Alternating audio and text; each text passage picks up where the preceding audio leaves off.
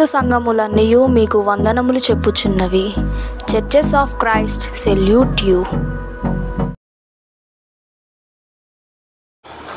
Okay, దేవుడు సురక్షితంగా ఈ వినాయకపురం గ్రామానికి మమ్మల్ని నడిపించిన దేవాది దేవునికి మొదటిగా కృతజ్ఞతాస్తుతులు చెల్లిస్తున్నాను.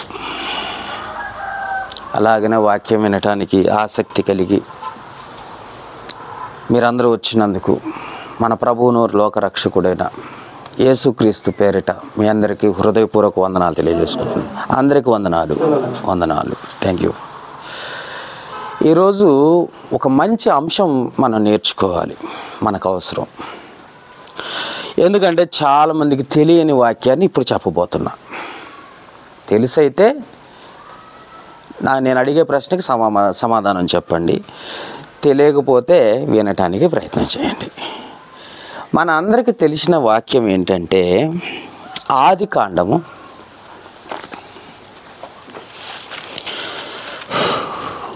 2వ అధ్యాయము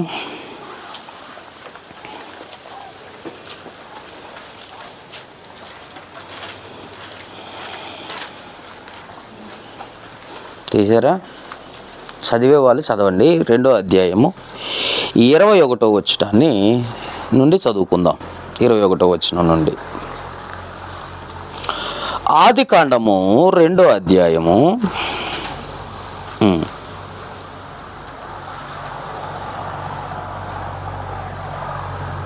21వ వచనం నుండి చదివే వాళ్ళు చదవండి నాన్న. ఎవరైనా చదవద్దు, ఇది బైబిల్ క్లాస్. ఎంతమంది ఆసక్తి కలిగిన వాళ్ళు చదవండి. మనం ఇంకా ప్రశ్నే లేదు, చదువుకున్న తర్వాత ప్రశ్న వేద్దామంటే చదవట్లేదు మీరు. చదవండి. అప్పుడు దేవుడైన యెహోవా ఆదామునకు గాఢ నిద్ర కలగజేసి నిద్రించినప్పుడు అతని ప్రక్కటెముకలలో ఒక దానిని చేసి ఆ చోటును మాంసముతో పూడ్చివేసెను. తరువాత దేవుడైన యెహోవా తాను ఆదాము నుండి చేసిన ప్రక్కటెముకను శ్రేణిగా నిర్మించి ఆమెను ఆదామునకు తీసుకొని వచ్చాను. ఇందులో ఒక ప్రశ్న మీకు రావాలి. ఏం ప్రశ్న అంటే, ఆదాముకు ఆత్మనిచ్చింది ఎవరు అని అంటే, అదే 2వ అధ్యాయం 7వ వచనంలో వాని నాసికా రంధ్రములలో జీవవాయువును ఊదగా నరుడు జీవాత్మ ఆయను. తండ్రి అయిన దేవుడు ఆదాముకి ఆత్మనిచ్చాడు, ఊది ఇచ్చాడా లేదా? అందరికీ తెలిసింది కదా, క్లియర్. మరి అవ్వకి ఆత్మ ఎక్కడి నుండి వచ్చింది? అర్థమైందా మీకు ప్రశ్న? ఆదాముకి గాఢ నిద్ర కలగజేసి అతని ప్రక్కటెముకల్లో ఒక ఎముకను తీసి అవ్వని కలగజేసి ఆమెను ఆయన యొద్దకు పంపింది. ఇదేనా రాసింది? ఏమన్నా తప్పుడు చెప్పానా? లేదు కదా. ఈ అవ్వకి ఆత్మ ఎక్కడి నుండి వచ్చింది? ఆత్మతో ఉన్న పక్కటెముకేనండి, కాబట్టి అవ్వకు కూడా ఆత్మ ఉందండి. బాగా ఆలోచించండి.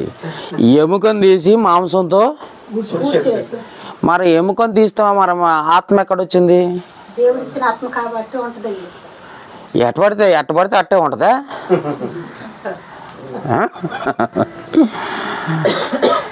ఏదో చెప్పేయడం కాదు, వాక్యము క్లియర్గా రాసి ఉంటుంది. బాగా గుర్తుపెట్టుకోండి. అది మనం చదవకపోవటం వలన ఏది పడితే దేవుడి మీద వేస్తాం అన్నమాట భారం. ఆయన చేయగలడు, ఆయన చేసేస్తాడు, ఆయనకి శక్తి ఉంది. ఎట్ట చెప్పకూడదు, ఆయనడికి చెప్పమంటే ఎట్ట చెప్తే ఏంటడా? ఎముకొని తీస్తే ఆత్మ ఎక్కడి నుండి వచ్చిద్దిరా బాబు, ఈ మీదేం సేవరా అనరా? మరి ఎట్ట చెప్తున్నావు నువ్వు?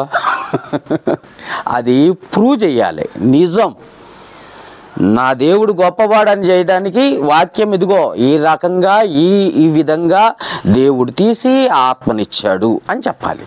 ఎలా? ఓకే, మీకు అర్థమైంది కదా. ఆదాము నుండి తీయబడింది ఎముకనా ఆత్మ? ఇది మన ప్రశ్న, అంతే కదండి. ఆత్మ తీశాడా? మరి ఎముకని రాసింది ఏంటి?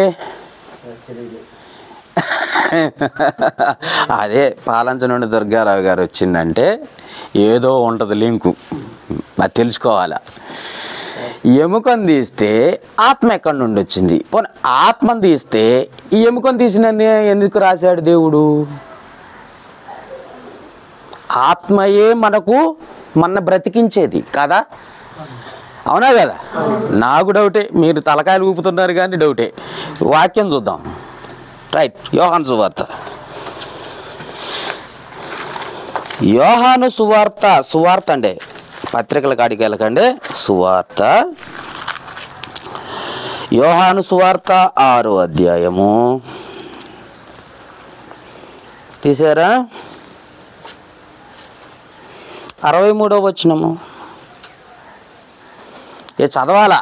అట్ట చూసి రాసుకోవటం కాదు, ముందు చదవండి, తర్వాత రాసుకుందరు. కానీ మనకు చదవకపోతే లేట్ అయిపోద్ది. ఎందుకంటే చదివితే అక్కడ ఉందని మనకు అర్థం అవుద్ది. చదవకుండా ఉంటే అయ్యగారు ఏదో చెప్పుకొని పోయిండు, ఎట్టుంటుంది. 6:63, 6వ అధ్యాయం 63వ వచనం.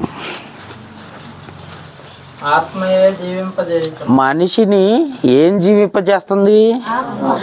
ఆత్మయే జీవింపచేయుచున్నది.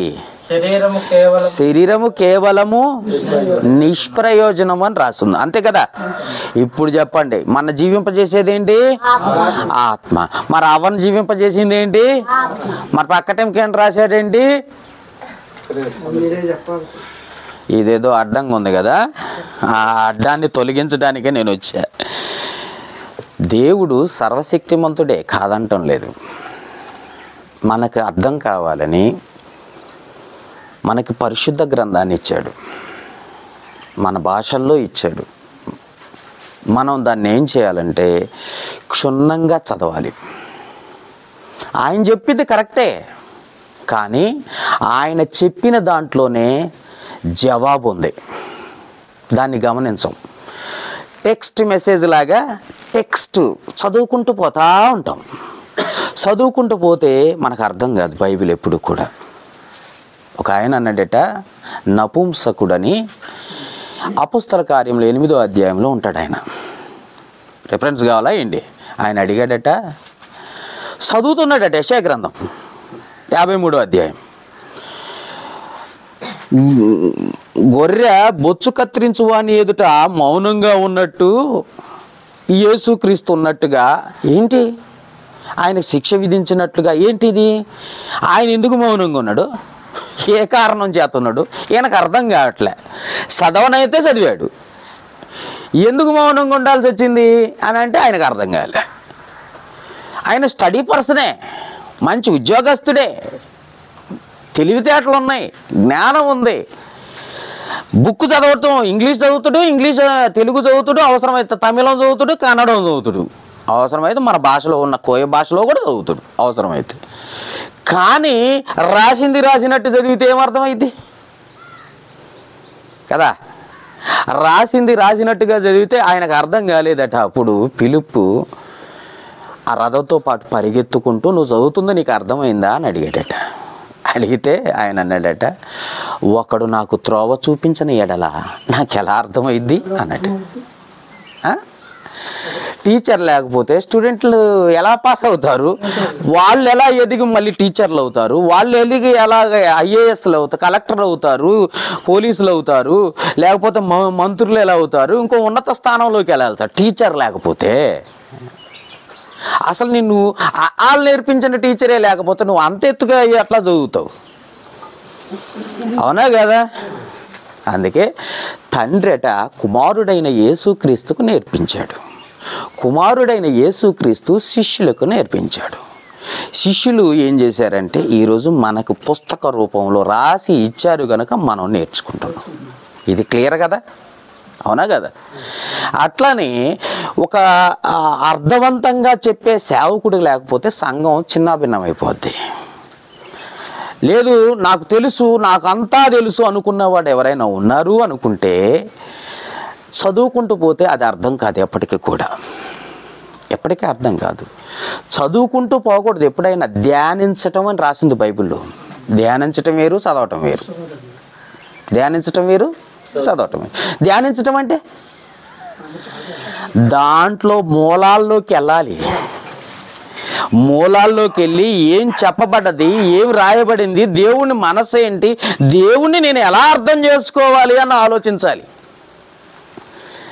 అది అర్థం కాక చాలామంది ఈరోజు బైబిల్ పట్టుకుంటున్నారు కానీ అంత బలంగా పట్టుకోవట్లే. ఉన్నారు చాలామంది సేవకులు ఉన్నారు, చాలామంది విశ్వాసులు ఉన్నారు. బైబిల్ క్షుణ్ణంగా అర్థం చేసుకునే మనసు లేదు వాళ్ళకు. అందుకే జ్ఞాపకం చేసుకోండి, బైబిల్ ఏమంటుందంటే కొరింథీయులకు రాసిన మొదటి పత్రిక 2వ అధ్యాయం 6 నుండి 8 వచనాల్లో పౌలు గారు ఏమంటున్నారో ఒకసారి చదవన్నానా. 2వ అధ్యాయం, మొదటి పత్రిక 2వ అధ్యాయం 6వ వచనం నుండి 8వ వచనం వరకు చదివితే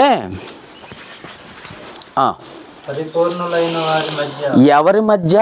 పరిపూర్ణులు. లోకంలో పరిపూర్ణులు అంటే చాలా జ్ఞానవంతులు. పరిపూర్ణత అంటే ఏంటో తెలుసా? తెలిసిన వారు, మొత్తం తెలుసు వాళ్ళకి.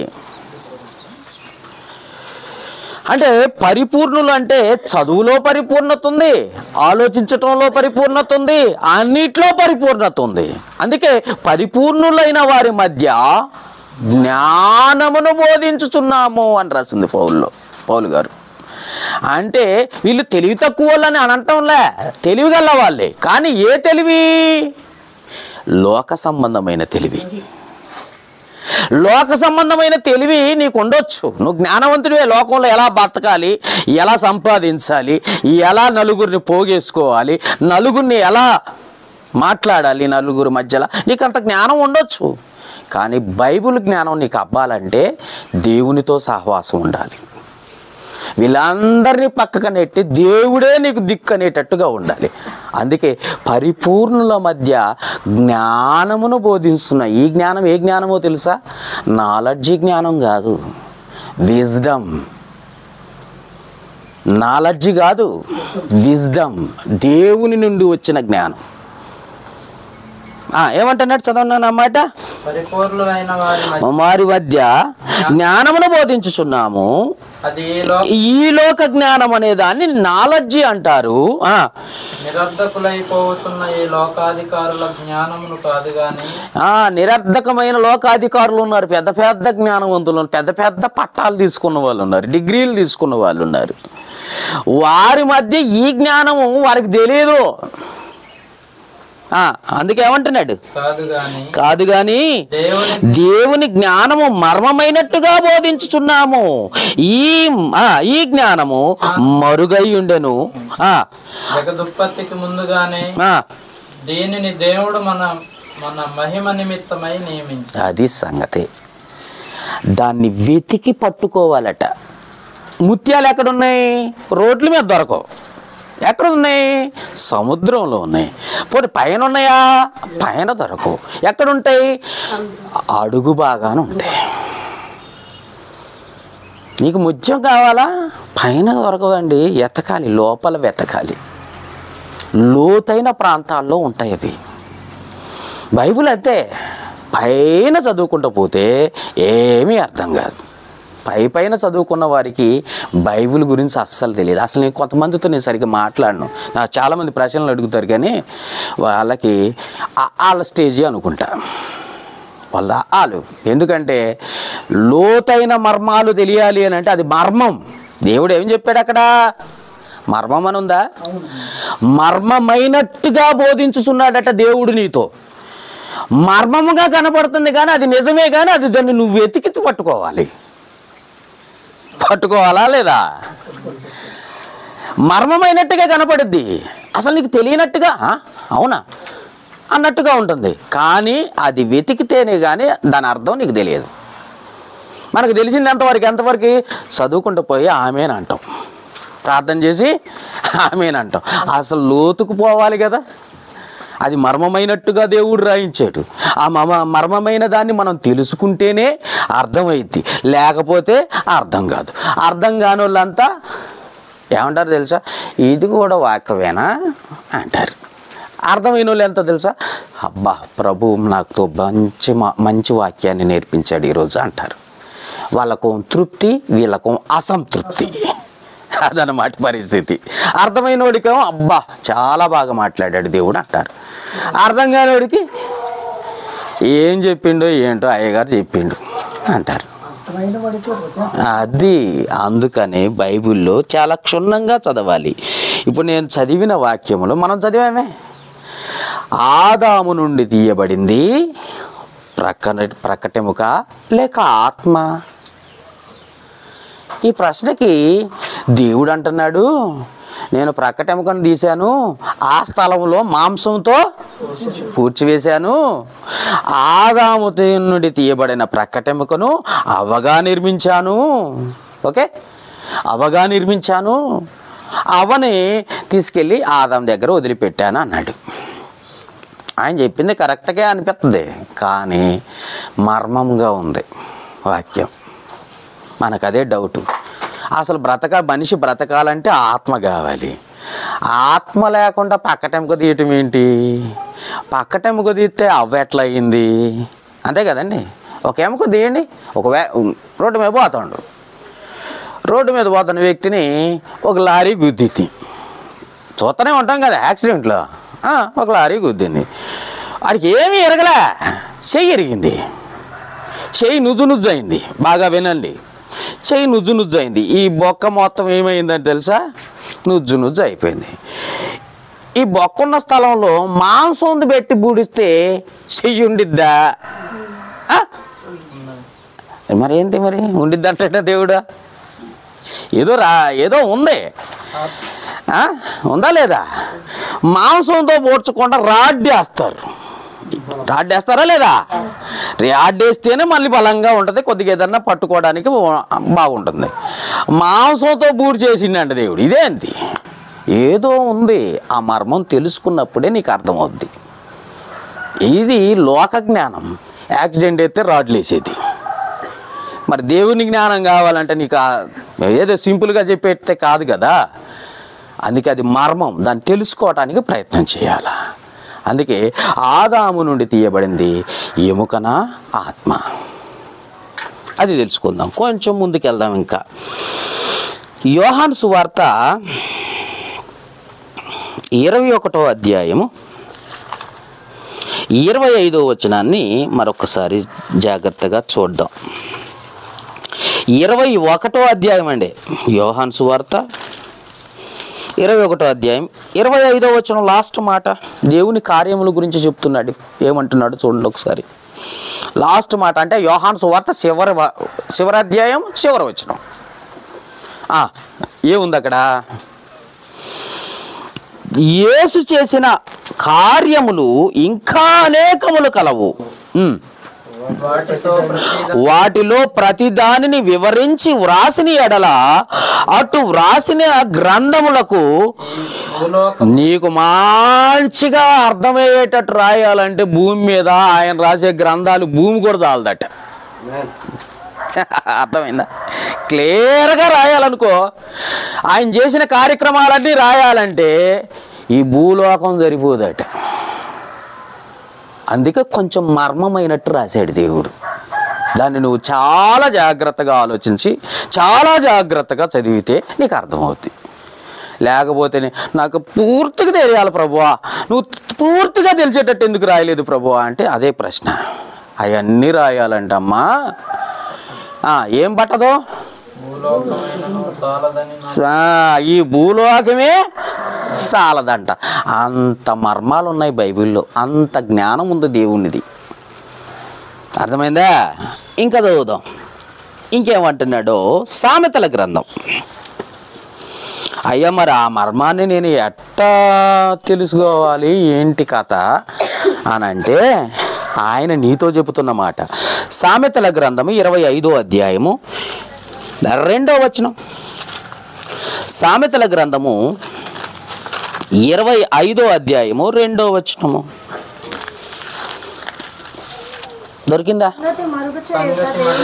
సంగతి అంటే నీకేం చెప్పాలనుకున్నాడో ఆ సంగతి మరుగు చేయుట, అది సంగతి. వామ్మో ఇంతుందా? అంటే నీకు తెలియజేయాలి అనుకున్న ఆ సంగతి నువ్వు ఆలోచిస్తున్న ఈ సంగతి మరుగు చేశాడట. అది దేవునికి ఘనత. మరి నీకు ఘనత రావాలంటే ఏం చేయాలి? కింద వచ్చిన అదే కంటిన్యూ చేయండి. సంగతి శోధించుట రాజులకు ఘనత. అది సంగతి. దాన్ని శోధించి తెలుసుకుంటే అప్పుడు నువ్వు దేవుని ఎదుట రాజుగా నిలబడతావు, రాణిగా నిలబడతావు. ఆయనకు ఘనత తీసుకురావాలి అని ఆయన ఏం చేశాడంటే మరుగు చేసి పెట్టాడు వాక్యాన్ని. నీకేం అర్థమైంది? బైబిల్ చదివితే చాలు అనుకుని పై పై పై పై పైన చదువుకుంటూ పోతున్నావు. పై పైన చదివితే ఏమర్థమైంది నాయన? అందుకే నువ్వు శోధిస్తావని, నువ్వు శోధిస్తే నీకు ఘనత, శోధించకపోతే, ధ్యానించకపోతే ఇకేమి తెలియదు. అర్థమవుతుందండి? బైబిల్ వాక్యం చదివే మీ అందరికీ చెప్తుంది, దేవుడు చెప్తున్న మాట. నేను మరుగు చేశాను ఈ విషయాలని. నువ్వు అనుకున్నట్టుగా ఉండవు ఆ పదాలు.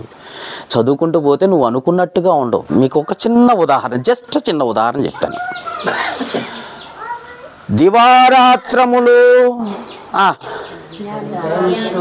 ఆయన వాక్యమును ధ్యానించువాడు ధన్యుడు అని రాసింది. రాత్రములు. దివా అంటే దినములో, రాత్రి పగళ్ళు ఉంటాయి కదా. అంటే పగలు రాత్రి ధ్యానించువాడు ధన్యుడు. పగలు ఎందుకు ఇచ్చావు ప్రభువా అంటే పని చేసుకోవటానికి ఇచ్చాను. మరి రాత్రి ఎందుకు ఇచ్చావు ప్రభువా అంటే శరీరానికి నిద్ర అవసరం కాబట్టి విశ్రాంతి తీసుకోవటానికి ఇచ్చాను అన్నాడు. ఎందుకు ఇచ్చాడు రాత్రి? అందరూ అట్లే చేస్తారా? లేకపోతే మీరు రాత్రులు కూడా ఇసుకు లేకుండా పని చేస్తారా? ఎవ్వరు చేయలేరు. ఒక 4 రాత్రులు ఉండండి, దెమ్మ తిరిగిపోతుంది. ఎమ్మటే హాస్పిటల్లో జాయిన్ అవ్వాల్సి వస్తుంది. ఒక రాత్రి ఉంటే ఇక కళ్ళు ఇలా అండి, ఇంక 2 రోజులకైతే నల్ల మచ్చలు వచ్చేస్తాయి. 3వ రోజుకి అక్కడో పిక్కుపోయిన స్కెల్టన్ లాగా తయారవుతూ 4వ రోజు జాయిన్ అవుతూ ఎక్కడా అది. అందుకనే దేవుడు రాత్రి ఇచ్చాడు. ఎందుకంటే నీ శరీరానికి విశ్రాంతి అవసరం. కానీ దేవుడు అంటున్న మాట ఏంటో తెలుసా? దివారాత్రములు దానిది ధ్యానించువాడు ధన్యుడు. రాత్రి ఎట్ట ధ్యానిస్తావు? నిద్రపోతున్నట్టు నువ్వెట్ట ధ్యానిస్తావు చెప్పు? ధ్యానిస్తావా? మరి ధ్యానించువాడు ధన్యుడు అని ఎట్ట రాశాడు దేవుడు? అది మర్మమే కదా, కదండి? రాత్రులు ధ్యానించే వాళ్ళు ఉన్నారా? నిద్రపోయే వాళ్ళు ఉన్నారా? నిద్రపోవడానికే రాత్రి ఇచ్చాడా లేదా? ఇచ్చాడు. మరి రాత్రి కూడా ధ్యానించువాడు ధన్యుడు అంటే నిద్రపోయే వాళ్ళు ఎట్ట ధ్యానిస్తారు ప్రభువా అని అడిగావు ఎప్పుడన్నా? తెలుసా మీకు ఈ ప్రశ్నకు జవాబు? మనంతా పైన చదువుకుంటూ పోయే ఉద్యోగం. అందుకే ఈసారి వచ్చినప్పుడు ఆ మర్మం కూడా తెలుసుకుందాం. ఓకే, అందుకనే అన్నిటికీ వినాలి. కొంచెం వినండి. అది చెప్పాలంటే మళ్ళీ 1 గంట కావాలి. చిన్న వాక్యం కాదు, ప్రశ్న వేశాను నేను. ఆ ప్రశ్నని మీరేం చేయాలి? శోధించాలి. వెంటనే అడిగి తెలుసుకుంటావా? ఇప్పుడు నీకు బుక్ ఇచ్చారు, బుక్ నువ్వేం చేయాలి? చదవకుండా నాకు మొత్తం చెప్పేసి అయిపోద్ది అని అంటే అట్ట కుదురుద్ది. నువ్వు చదివేది ఏంటి ఇక నేను చెప్తే? అందుకే జ్ఞాపకం చేసుకోండి. చిన్న ఉదాహరణకే వేసిన ప్రశ్నకే జవాబు దొరకకపోతే ఆదాము నుండి తీయబడింది ఆత్మ ఎముక అంటే ఈ ప్రశ్నకి ఎప్పుడు జవాబు చెప్తూ? అర్థమైంది మీకు? ఒక చిన్న ప్రశ్నకే ఏంటో ఇది మనం తెలుసుకోవాలని ఆసక్తి ఉంది, అవునా కదా? తెలుసుకోవాలని ఆసక్తి ఉంది. మరి చిన్న ప్రశ్నకి ఆసక్తి ఉంటే మరి ఆదాము నుండి తీయబడింది ఏంటి ఇది తెలుసుకోవాలంటే ఇది కూడా పెద్ద ఆసక్తే. అంటే ప్రతిదీ కూడా ప్రశ్నగానే ఉంది, ప్రతిదీ కూడా జవాబు వెతుక్కునే వారిగానే ఉంది. అందుకే దేవునికి ఘనత. దాన్ని శోధించటం రాజులకు ఘనత. ఆ రాజులు ఎవరు? మనమే. రాజులకు రాజు, ప్రభువులకు ప్రభు ఎవరు? యేసు ప్రభు. ఆ రాజులు ఎవరు? మనం. రాజులకు రాజు, ప్రభువులకు ప్రభువు. మనం కింద ఉన్నాము, ఆయన పైన ఉన్నాడు. అది సంగతి. ఆయన రాజు అయితే మనము కూడా రాజులమే, కానీ మనకంటే పెద్దవాడు ఆయన. అది ఆ మాటకు అర్థం. కాబట్టి మనమేమో రాజులం. ఎందుకు? శోధించినప్పుడు దేవునికి మహిమకరంగా వెతుకుతాం, పరిశీలించటం, ధ్యానించటం. ఇవన్నీ చెబితే మీకు చాలా టైం పట్టిద్ది, కానీ స్పీడ్గా వెళ్ళిపోదాం. పరిశుద్ధ గ్రంథంలో నుండి ఆదికాండము 3వ అధ్యాయం 20వ వచనం ఒకసారి చదువుదాం.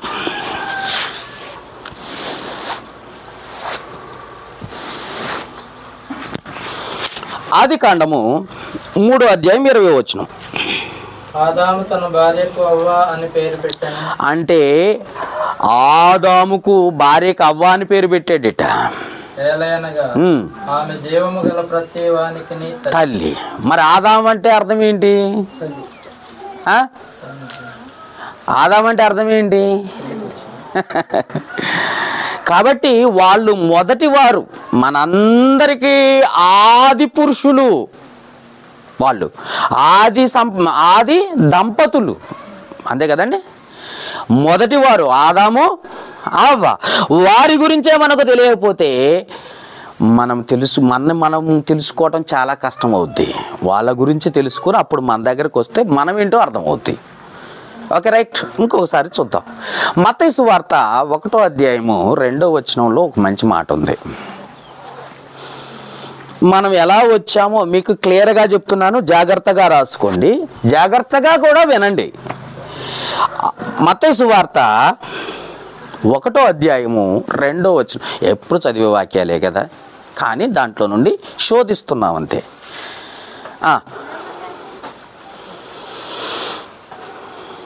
అండి తీసారా? మత్తయి సువార్త 1వ అధ్యాయం 2వ వచనం. ఇర్మియా గారు చదవాలా? అబ్రాహాము ఇస్సాకును కనెను. ఎవరిని కన్నారు? అబ్రాహాం ఇస్సాకును కన్నాడా, శారా కన్నదా? అబ్రాహాము ఇస్సాకును కన్నాడట, ఇస్సాకు యాకోబుని కన్నాడట, యోదాను అన్నదమ్ములందరినీ కన్నాడట. ఇదే మగోళ్ళు కంటం ఏందండి? ఇదేదో మర్మంగా అనిపించట్లే? శారా లేదా మధ్యలో? రాహేల్ లేదా? ఏంటి మరి వీళ్ళెటు పోయారు? అంటే దీనికి కూడా దేవుడు ఏం చెప్తున్నాడో ఆలోచించాల్సిన అవసరం ఉంది. అబ్రహాము ఇస్సాకును కన్నాడట, ఇస్సాకు యాకోబును కన్నాడట, అబ్రహాము తన తండ్రి అయిన తెరాహు కన్నాడట అబ్రహాముని. వీళ్ళందరూ అలా చూస్తే పోంగా ఆదాము దగ్గరికి వెళ్ళిపోవాలా? మన జీవితం కూడా చూడంగా ఎక్కడి నుండి వచ్చామని అంటే ఆదాము దగ్గర నుండే వచ్చాం. అవునా కదా? నేను నా తండ్రి నుండి వచ్చాను, మా నాన్న వాళ్ళ నాన్న నుండి వచ్చాడు, వాళ్ళ నాన్న నుండి వచ్చాడు. ఇలా తరాలన్నీ చూసుకుంటూ ముందుకు వచ్చాం. ముందు నుండి వెనక్కి పోతే మళ్ళీ ఎక్కడికి పోవాలి? అంటే మన అందరం ఒకటే కుటుంబమా బ్రదర్స్? కదా? ఇందుట్లోనే తెగలేరు. పుట్టిన తర్వాత పుట్టకొచ్చిన తెగళ్ళు. నేను కోయ, నువ్వు లంబాడి, నేను ముస్లిం, నేను క్రిస్టియన్, నేను అది, నేను ఇది అని పుట్టుకొచ్చింది ఇప్పుడు, పుట్టిన తర్వాత వచ్చినాయి ఇవన్నీ. అర్థమైనాయా? మన అందరం ఎక్కడ వాళ్ళం అంటే ఒకటే కుటుంబం నాయన. మన అందరం ఎక్కడి నుండి వచ్చాం? ఒకే కుటుంబం నుండి వచ్చాం. మన తండ్రి అయిన దేవుడే మన అందరికీ తండ్రి. మన అందరికీ అన్న ఎవరు? మన ప్రభు అయిన యేసుక్రీస్తే అన్న. అలా వెనక్కపోతే ఆదాము దగ్గరకు వచ్చాం. ఆదాము మన అందరినీ కన్నాడా అంటే అవును, ఆదాము నుండి వచ్చిన వాళ్ళమే మనందరం. రెఫరెన్స్ చూడండి. ఆదాము ఎలాగా, ఎవరు కన్నారు ఆదాముని? లూకాసు వార్త 3వ అధ్యాయము 38వ వచనం చూడండి నాన్న. లూకాసు వార్త 3వ అధ్యాయము 38వ వచనం. ఆదాముని ఎవరు కన్నారో చూద్దాం. 38వ వచనం, 3వ అధ్యాయం 38వ వచనం లూకాసు వార్త. కైనాను ఎనోషును కనెను. కైనాను ఎనోషును ఎనోషు షేతును, షేతును, షేతు ఆదాము. ఆదాము దేవుని కుమారుడు. అది దేవుడు కన్నట్టట ఆదాముని. ఆదాము దేవుని కంటే ఆదాము నుండి వచ్చిన వారమంతా మనం. అంటే మనము పుట్టక ముందు ఎక్కడున్నాము? ఆదాములో ఉన్నాం. ఆదాము పుట్టక ముందు ఎక్కడున్నాడు? దేవునిలో ఉన్నాడు. ఉన్నాడా లేడా? అది సంగతి. అంటే మన అందరం ఎక్కడి నుండి వచ్చామంటే దేవుని నుండి వచ్చిన వాళ్ళమే మనందరం. అవునంటారా కాదంటారా? డౌట్గా ఉంది. మీ తల ఊపుతున్నారు ఎట్టా, లేకపోతే ఎట్టెట్ట అంటున్నారా? ఈ ప్రశ్నకి జవాబు మన నివాస స్థలము 90వ కీర్తన 1వ వచనం. రిఫరెన్స్. మన నివాస స్థలం ఎక్కడా? మన ఆధార్ కార్డు ఎక్కడుంది? మన ఓటర్ ఐడి ఎక్కడుంది? మన ఇల్లు ఎక్కడుంది? అసలు మనం ఎక్కడి నుండి వచ్చాం? ఈ ప్రశ్నలన్నింటికి జవాబు 90వ కీర్తన 1వ వచనం. ప్రభువా, తరతరములకు మాకు నివాస స్థలము నీవే. అంటే ఆయనలో ఉండేవాళ్ళము, బయటికి ఆదాము వచ్చాడు, ఆదాములోకి వచ్చాము. ఆదాము నుండి స్టెప్ బై స్టెప్ విడిపోతూ వాళ్ళ నాన్న కొడుకు పుట్టుకుంటూ ఇలా వచ్చాము. ఇప్పటికి వచ్చాము. అర్థమైందా? ఇంకా వచ్చేవాళ్ళు ఉన్నారండి. వచ్చేవాళ్ళు ఉన్నారు, ఇంకా చాలామంది ఉన్నారు. ఇప్పటికే పోయిన వాళ్ళు ఎంతమంది? కోట్ల మంది. ఉన్నోళ్ళు ఎంతమంది? వీళ్ళు కోట్ల మంది. ఇంకెంతమంది ఉన్నారో? కోట్ల మంది. వీళ్ళంతా ఎక్కడి నుండి వచ్చారంటే ఆదాము నుండి వచ్చారు. ఆదాము ఎక్కడి నుండి వచ్చాడు? దేవునికి కుమారుడు. అని ఊదాడా? వీళ్ళందరినీ ఒక్కసారి ఊదేసరికి మొత్తం భూమి మీదకి వచ్చినాయి ఇన్ని కోట్ల మంది. రైట్. మీకు ఇదంతా అర్థమైతే ఇప్పుడు చదవండి అపోస్తల కార్యముల గ్రంథము. మీకు డౌట్ ఉంది కదా, ఆ డౌట్ ఇప్పుడు క్లియర్ అయింది. 17వ అధ్యాయము 26వ వచనంలో, అపోస్తల కార్యముల గ్రంథము 17వ అధ్యాయం 26. చదివే వాళ్ళు లేరండి. ఎంతో ఆశగా వచ్చాను కానీ. మరియు యావత్ భూమి మీద కాపురం ఉండుటకు ఆయన అంటే దేవుడు ఒకని నుండి ప్రతి జాతి మనుషులను సృజించి ఒకని నుండి ప్రతి జాతి మనుషులను సృష్టించాడట. ఎవరైనా? అది సంగతి. నీకు క్లియర్ కావాలి కదా. నువ్వు ఎక్కడి నుండి వచ్చావంటే ఆదాము నుండి వచ్చావని చెప్పడానికి వాక్యం కూడా రాయించాడు దేవుడు. నువ్వు ఎక్కడి నుండి వచ్చావు? మీ అమ్మ ఎక్కడి నుండి వచ్చింది? మీ నాన్న ఎక్కడి నుండి వచ్చాడు? వాళ్ళ తాత ఎక్కడి నుండి వచ్చాడు? ఒక్కడి నుండే. ఆ ఒక్కడెవరు? ఆదాము. ఆదాము ఎక్కడి నుండి వచ్చాడు? దేవుడి నుండి. అంటే మన అందరం ఎక్కడి నుండి వచ్చాము? దేవుడి నుండి. మన నివాస స్థలం ఎక్కడా? ఆయనలో. జాగ్రత్త, ఆయన దగ్గర కాదు. నీవే అంటే అర్థం ఏంటి? నీలో ఉన్నాం మేము. అప్పుడు ఈ సృష్టి యావత్తు సృజించక ముందు ఎక్కడున్నాం మనం? ఆయనలో. ఆయనతో కాదు. ఆయనతో ఉన్నది ఎవరో తెలుసా? ప్రభువైన యేసుక్రీస్తు పరిశుద్ధాత్ముడు. ఆయనతో ఉన్నది. మనం ఎక్కడున్నాం? ఆయనలో ఉన్నాం. ఆయనలో ఉన్నాం మనం. అర్థమైందా? అయితే మనందరము ఆదాము నుండి వచ్చామా అంటే అవును. కీర్తనల గ్రంథం. తల్లి గర్భంలో ఎలా నిర్మిస్తున్నాడో చూడండి ఒకసారి. కీర్తనల గ్రంథము 139వ అధ్యాయము 13వ వచనము. కీర్తనల గ్రంథము 139వ అధ్యాయము 13వ వచనము.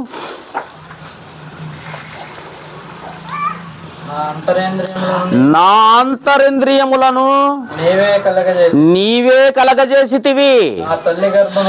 నా తల్లి గర్భమందు నేను సంపూర్ణంగా శరీరాన్ని ధరించుకొని భూమి మీదకి రావటానికి కారణం మా డాడీ కాదు. అలా అని మా అమ్మకి తెలుసా? మా అమ్మకే తెలియదు. ఎవరికి తెలుసు మరి? నీ చేతులు ఎవరిచ్చారు? దేవుడు. నీ కళ్ళు ఎవరిచ్చారు? నీ చెవులు, నీ తల వెంట్రుకలు. అందుకే ఎలా ఇచ్చాడో చెబుతున్నాడు. అంతరింద్రియములను అంటున్నాడు. ఇది మన బైబిల్ భాష. సైన్స్లోకి వెళ్తే ఏమంటారో తెలుసా? కణజాలాలు అంటారు. కణజాలాలు. అర్థమైందా? భూమిలోకి పోగానే భూమిలో పాతిపెట్టి చచ్చిపోయిందా భూమిలో బొంద పెట్టేస్తారు. బొంద పెట్టగానే జరిగే సిచ్యువేషన్ ఏంటో తెలుసా? ముందు శరీరం ఉంటుంది కదా, ఈ శరీరాన్ని సమాధి చేసిన తర్వాత సమాధి ఏమైందో తెలుసా? సమాధిలో జరిగేది ముందు శరీర భాగాలు విడిపోతాయి. ఎందుకంటే కణజాలాలు ద్వారా వచ్చిన అవయవాలు ఇవి. అవయవాలు విడిపోతాయి, అవయవాలు కణజాలాలుగా విడిపోతాయి, కణజాలాలు కణాలుగా విడిపోతాయి. ఆ తర్వాత 3-4 సంవత్సరాల తర్వాత బోంద తవ్వి చూస్తే ఏమైందో తెలుసా? ఇక్కడేగా మనం బాడీ పెట్టింది, శరీరం పెట్టింది ఎక్కడ? ఎక్కడే. తువ్వి చూతలేడే, మట్టిలో కలిసిపోయాడు. ఎలా కలిసిపోయాడు? కణాలుగా విభజింపబడ్డాడు. చిన్న చిన్న కణాలుగా భూమిలో కలిసిపోయాయి. కంటికి కనపడని కణజాలాలుగా విడిపోయాడు. అలానే ఒక జీవకణము తల్లి గర్భంలోకి వచ్చింది తండ్రి నుండి. ఆ జీవకణాన్ని దేవుడు ఏం చేశాడో తెలుసా? ఒక జీవకణాన్ని కణజాలాలుగా చేశాడు, కణజాలాలు అవయవాలుగా చేశాడు, అవయవాలు సంపూర్ణమైన శరీర ఆకారాన్ని తీసుకొచ్చాడు. 9 నెలల్లో నేను పుట్టాను. ఆడోళ్ళైతే 10 నెలల్లో పుట్టాడు. ఇది దేవుని పని, రోజు చేస్తున్న పని. నీకు అర్థం కాదు దేవుని పని. మనకేం పని అంటే కోతలు కొయ్యటం, కుప్పలు నోర్చటం, ఇంటికి తెచ్చుకోవటం, అమ్ముకోవటం, తినటం, కొనుక్కోవటం, రావటం, ఇదే పని, బిజీ. కానీ ఆయన పని ఏంటి? ఒక్క చిన్న కణం నీ భార్యలోనికి నువ్వు పంపితే దాన్ని జాగ్రత్తగా అట్టిపెట్టి దాని నుండి కణజాలాలుగా చేసి, కణజాలాలని అవయవాలుగా చేసి, అవయవాలని ఒక రూపాన్ని తీసుకొచ్చి అవయవాలని అన్నిటినీ కలిపి ఒక శరీరాకృతిని కలగజేసి 9 నెలల్లో నువ్వు కంటావని నిర్ణయించింది ఎవరు? ఎంత పని ఉందా దేవునికి? ఉందా లేదా? పోను నువ్వు చేస్తున్నావా, మీ అమ్మమ్మ చేస్తుందా ఆ పని? పోనీ డాక్టర్ ఇస్తున్నాడు మందులు చేస్తున్నాయి అనుకుంటున్నావా? ఎముకలు ఎంత గట్టిగుంటాయో తెలుసా? ఒక్క గుద్దుకి ఎదుటోడు డబక్కమని పడిపోతాడు. ఎంత గట్టిగుంటాయా? ఉంటాయి. మరి ఎవరు చేశారు ఎంత స్టాండర్డ్గా ఉన్నాయి? పళ్ళ కింద ఎంత ఏమంటారండి మన భాషలో? బొక్కలు. అంతేనా? ఏమంటారండి? బొక్కలు, ముడుచులు, ఇంకేమంటారు? రకరకాలుగా అంటారు కదా. పట్టక్కన గురుకుతూ ఉంటాడు. ఏంటి పన్ను గట్టిదా, ఎముక గట్టిదా? ఏది గట్టిది? ఎంత గట్టిగున్న ఎముకని తునాతురకలు చేసే అంత గట్టి అయిన పంటిని దేవుడు ఎంత కష్టపడి చేసి ఉంటాడో నీ తల్లి గర్భంలో. చేశాడా?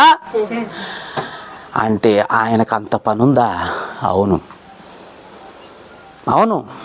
ఆయనకు అంత పని ఉంది. అందుకే 9 నెలల్లోకి వచ్చేసరికి బయటకు వచ్చేస్తున్నావు హ్యాపీగా, 10 నెలల్లోకి వచ్చేసరికి బయటకు వచ్చేస్తున్నావు హ్యాపీగా, లోకాన్ని చూస్తున్నావు.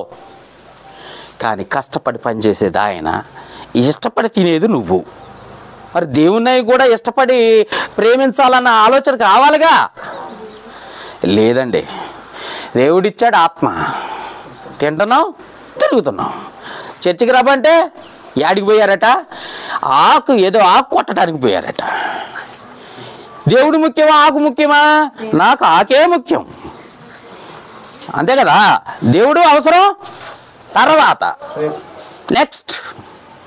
ఫస్ట్ ఎవరికి ప్రయారిటీ ఇవ్వాలి? మనం పనికిస్తాం. చాలా మంది సేవకులను పిలిచామండి వాక్యం వింటారని. వాళ్ళందరికీ వాక్యం పూర్తిగా తెలుసు. జాగ్రత్త, ఈ ప్రశ్నకి జవాబు వాళ్ళని అడగండి, రానోళ్ళు అడగండి. ఆ సేవకులు ఎవరైనా చెబుతారేమో, అంత జ్ఞానవంతులేమో. ఎంతో దూరం నుండి మీకు స్పష్టమైన వాక్యాన్ని కరెక్ట్గా అందించాలని ఎంతో ప్రయాసపడి వచ్చి మీకు బోధించటం జరుగుతుంది. మీకు జ్ఞానాన్ని, పరిపూర్ణుల మధ్య జ్ఞానమును బోధించడానికి వచ్చాం. కానీ చాలామంది పోగొట్టుకుంటున్నారు లోకాశలకు పడిపోయి. అందుకే జ్ఞాపకం చేసుకోండి. ఇంకా చూద్దాం. బైబిల్లో నుండి ఆదాము నుండి తీసింది ప్రక్కటెముక ఆత్మ ఏది అన్నదే మనం అంశంలో ఉన్నాం. జాగ్రత్తగా ఆలోచించండి. ఇప్పుడు ద్వితీయోపదేశ కాండము 12వ అధ్యాయము 23వ వచనం చదువుకుందాం. ద్వితీయోపదేశ కాండము తీసారా? 12వ అధ్యాయము 23వ వచనము చదువుకుందామా? దొరికిందండి. నేను తీసేసరికి మీరు అసలు ఓపెన్ కూడా చేయటంలా. తీయండి నాన్న, తీయండి, తీసి చదవండి. అయితే రక్తము తిననే తినకూడదు. రక్తము తింటున్నారా? మీరు దేవుని బిడ్డలు గారు, ఇది గుర్తుపెట్టుకోండి. చాలామంది రక్తాన్ని అట ఏదో అక్కడ అదే షార్ట్ వీడియోలు ఉన్నాయండి, దాంట్లో ఆడు వండి తింటున్నాడు రక్తాన్ని. దాని పేరట నల్ల అట, నల్ల కూర. అరే బాబు, నువ్వు క్రైస్తవుడు అయితే ఏం తినకూడదు? రక్తాన్ని తినకూడదు. ఎందుకంటే దాంట్లోనే 1,00,000 జబ్బులు ఉన్నాయి. దేవుడిచ్చిన ప్రాణం కూడా దాంట్లోనే. చదవన్నాను ఇప్పుడు ద్వితీయోపదేశ కాండం 23వ వచనం. అయితే రక్తమును తిననే తినకూడదు, భద్రం సుమి అంటున్నాడు. అంటే అర్థం ఏంటి? జాగ్రత్త అంటున్నాడు. అంతే కదండి, నేను రాశారు అది. భద్రం సుమి ఇయాల అనగా రక్తము ప్రాణము. రక్తం అంటే ఏంటో తెలుసా? ప్రాణము. ఆత్మ వేరు, ప్రాణం వేరు. మాంసముతో ప్రాణం వేరు, రక్తం వేరు. ప్రాణం వేరు, ఆత్మ వేరు అంటే ఊరుకోండి. ఆత్మే ప్రాణం, ప్రాణమే ఆత్మ. ఏ భాషలో చెప్పాలన్నా వీళ్ళకి కొంతమందికి బట్టి పొరలు అనమాట. ఎక్కదు, బైబిల్ ఎక్కదు, దేవుని జ్ఞానం ఎక్కదు. ఎంతసేపటికి లోకంలో తిరగమంటే తిరుగుతూ ఉంటుంది జ్ఞానం. కాబట్టి రక్తం అంటే ప్రాణం వేరు, ఆత్మ వేరు. శరీరానికి ప్రాణం ఉంటుంది, కానీ శరీరం లోపల ఉందేంటో తెలుసా? ఆత్మ. ఈ శరీరాన్ని అంతటిని నడిపించేది ఆత్మే కానీ ప్రాణం కాదు. అర్థమైందా? శరీరాన్నంతటిలో రక్తం ఉంటుంది. రక్తం అంటే ప్రాణమే కదండి. ప్రాణం ఉంటుంది. ప్రతి అణువణువు రక్తం వస్తూ ఉంటుంది, పోతూ ఉంటుంది, నరాల్లో తిరుగుతూ ఉంటుంది. తిరుగుతూ ఉందా లేదా? తిరుగుతూ ఉంటుంది. కానీ ఈ శరీరాన్ని నడిపించే శక్తి లేదు దానికి.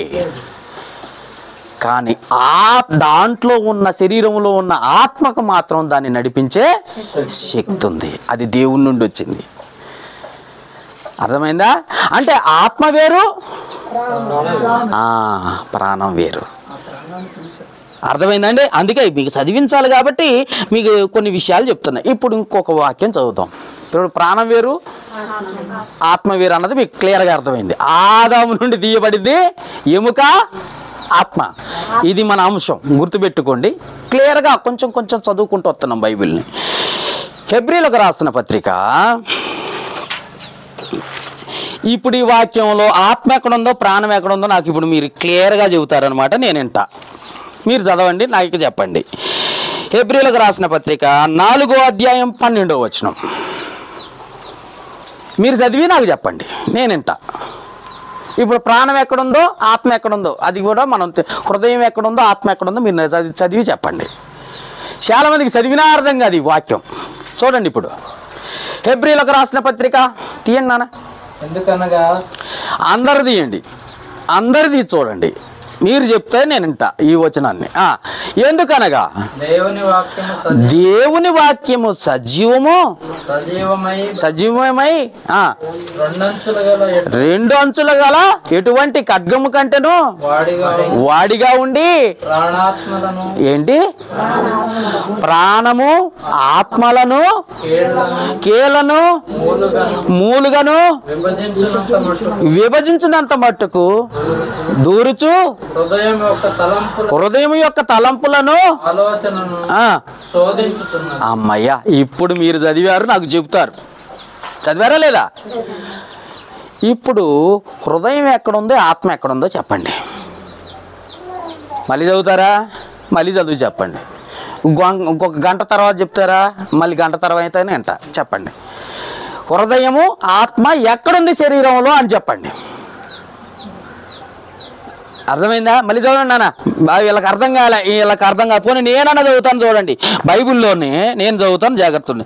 ఎందుకనగా దేవుని వాక్యము సజీవమై బలము గలదై రెండంచులు గల ఎటువంటి ఖడ్గము కంటేను వాడిగా ఉండి ప్రాణాత్మలను కీళ్లను మూలుగను విభజించినంత మట్టుకు దూరుచు హృదయం యొక్క తలంపులను ఆలోచనలను శోధించుచున్నది.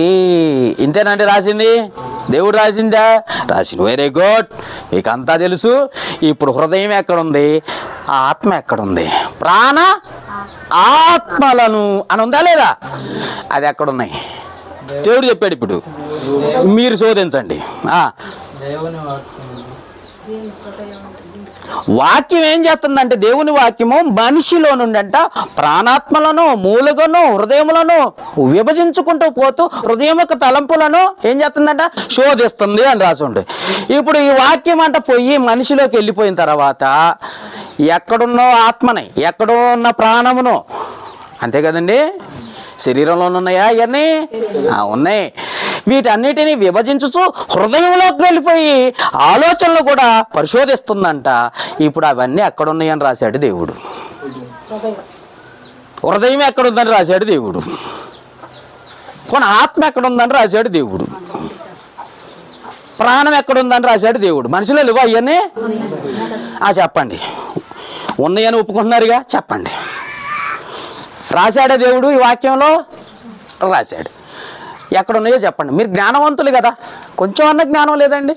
పోనీ లోక జ్ఞానం అన్నా లేదండి? సేవకులు కూడా ఉన్నారు కదండి, విశ్వాసులు కూడా ఉన్నారు కదండి. ఎంత క్లియర్గా ఉందండి బైబిల్లో. మళ్ళీ చదవండి. ఎందుకనగా దేవుని వాక్యం సజీవమై బలము గలదై రెండంచులు గల ఎటువంటి ఖడ్గము కంటేను వాడిగా ఉండి ప్రాణాత్మలను కీళ్లను మూలుగను విభజించినంత మట్టుకు దూరుచు హృదయం దగ్గరకు కూడా పోతుంది. సోమా, హృదయం యొక్క తలంపులను ఆలోచనలను శోధించుచున్నది. ఇప్పుడు చెప్పండి, ఎక్కడున్నాయి ప్రాణాలు, ఆత్మలో? హృదయం. ఆలోచనలు ఎక్కడి నుండి వస్తాయి? హృదయంలో నుండి వస్తాయి. హృదయం ఎక్కడ ఉందంటాడు? చూసావా? మర్మం అయినట్టు బోధిస్తున్నాడు, కానీ అది నీకు అర్థమవుద్ది. కానీ ఆలోచిస్తేనే అర్థమైద్ది, ఆలోచించకపోతే సున్నా. నీ దగ్గరే ఉంది బైబుల్, నీతోనే ఉంది బైబుల్, నువ్వు చదవగలవు, కానీ ఆలోచన లేదు. నీ ఆలోచన అంతా సాతానుగాడి వైపు ఉంది. దేవుని వైపు తిప్పు. ఏం రాశాడు, ఎక్కడుందని రాశాడు దేవుడు? ఆలోచించండి. చెప్పగలరా? చాలా సింపుల్ అండి అది. దాన్ని ధ్యానిస్తే సింపుల్, ధ్యానించకపోతే అమ్మో ఇదేదో పెద్ద బరువు అయినట్టుంది, ఏంది ఎంత ప్రశ్న వేశారు అన్నట్టుంది. తెలియదా? తెలియంది చెప్పడానికే వచ్చాను నేను, అంతే కదా. ప్రాణం ఎక్కడుందంటే రక్తంలో ఉంది. ఎలా చదివాం లేదా? రక్తం ఎక్కడుంది? బాడీ మొత్తం ఉంది, ఉందా లేదా? Okay, right. ఇప్పుడు రెండోది ఏమంటాడు? చదవండి అన్న, చదువుకుంటా పోదండి, నేను వివరించుకుంటూ వస్తా. ఎందుకనగా దేవుని వాక్యము సజీవమై బలము గలదై రెండంచులు గల ఖడ్గము కంటే నువ్వు వాడిగా ఉండి ప్రాణాత్మల దగ్గరకు పోతుందంట. పోవాలంటే ఏమేమి దాటిపోవాలో చూడండి, అది ఎక్కడుందో. కీళ్లను మూలుగను, అది సంగతి. ముందు కీళ్లలోకి పోద్దట, అవునా కదా? రాజుందా లేదా? కీళ్ళ నుండి మూలుగలోకి పోద్దట. మూలుగలోకి పోతుందా లేదా? మూలుగలో ఉన్న ఆత్మ దగ్గరికి, హృదయం దగ్గరికి పోతుందంట వాక్యం. ఎంత క్లియర్గా ఉందండి. ఎక్కడున్నాయి కీళ్ళు? మోకాలు. మోకాలేనా? చేతులు లేవా? కీళ్ళు లేవానే? కీళ్ళను విభజించుకుంటూ పోయి తర్వాత ఎక్కడికి ఎముకల్లో ఏముంది? మూలగ ఉందా లేదా? వీళ్ళకి ఇక్కడికి ఉన్నో ఎగురికి వెళ్ళినట్టు ఉంది మూలిగ. అందరికి ఉందా? మూలిగలోకి పోయింది. మూలిగలో ఏముంది? ప్రాణము. ముందు ఎక్కడ టచ్ అయింది? ప్రాణం. ఆత్మ ఎక్కడుంది? మూలిగలో ఉంది. హృదయం ఎక్కడుంది? మూలిగలోనికే పోయింది కాబట్టి మూలిగలోనే ఉంది. అంటే నీ ప్రాణము హృదయం ఎక్కడుంది? నీ ఆత్మ ఎక్కడుందో తెలుసా? ప్రాణం అంటే క్లియర్, రక్తంలో ఉంది. ఆత్మ ఎక్కడుంది? మూలిగలో ఉంది. హృదయం ఎక్కడుంది? మూలిగలోనే ఉందిగా. ఉందా లేదా? మళ్ళీ చదవండి. బైబిల్ నీ దగ్గరే ఉంది లేదా? అంటే మూలిగలో ఉందా? అంటే ఉంది. అంటే దేవుడు నా ఆత్మను ఎక్కడ పెట్టాడు? మూలిగలో. హృదయం అనేసరికి ఇది చూపిస్తాడు, గుండెకాయ. వాడేవాడో తెక్కలోడు, వాడికి ఏం తెలియదు. హృదయం అంటే ఒక ఇలా లవ్ సింబల్ రాసి ఇది హృదయం అంటాడు వాడు. లవ్ లెటర్ రాసి దాని మీద లవ్ గుర్తేస్తున్నాడు. ఓరి బాబో, హృదయం ఎక్కడుందో తెలుసా? ఇక్కడ కాదు, ఇక్కడ మనస్సు ఉంది. ఎక్కడేమో హృదయం ఉంది, ఎముకల్లో. హృదయము ప్లస్ ఆత్మ ఉన్నాయా లేదా? అమ్మయ్య. అంటే ఆదాము నుండి తీసింది ఏంటి?